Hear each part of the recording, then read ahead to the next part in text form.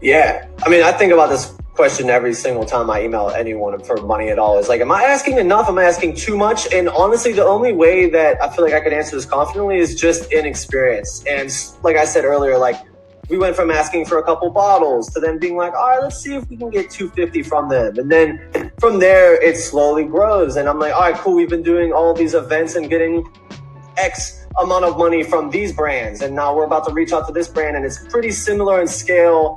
I'm going to ask a little bit more just because you never know, it doesn't hurt. And if they lowball me down, I'm still going to be happy. So I think that understanding what city you live in, I'm not going to charge a company $20,000 to sponsor an event that only 100 people are going to show up versus something that maybe 2,000 people will show up on.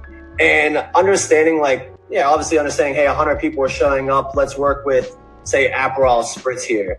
And we've worked with them before. I guess to answer your question, it's like, cool, I know who we worked with before in the past and asked for. And over the past years, it's slowly grown. I know that there is a cap based on the capacity of the event. So if we're doing 100 people and I'm getting, say, like $250 from that event, whatever it is, just making these numbers up, then I have a decent guideline on my head to kind of follow. But I always try and just tack on a little bit more every time just to see, because, I mean, there's nothing better than realizing that you've been charging someone, say, whatever, X, whenever in reality you could have been getting Y, but then you start getting that next value because you just slowly kind of ease into it. But I'm not the best when it comes to like, I'm not the best businessman. Like I more or less just kind of take what I've learned in the past and just kind of apply that to each conversation as we go. So yeah, I guess if that answers your question. Yeah, absolutely. I mean, it's honestly, it's such a hard thing to answer because, I mean, how do you put a quantity or quantify that kind of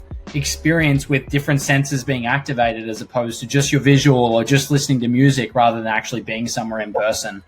Also, I guess the only way that I could like have like a more proven like approach is, say after we buy the DJ, this is our marketing campaign. These are our photographers. This is just everything that we need for the event. Say it costs 10 grand.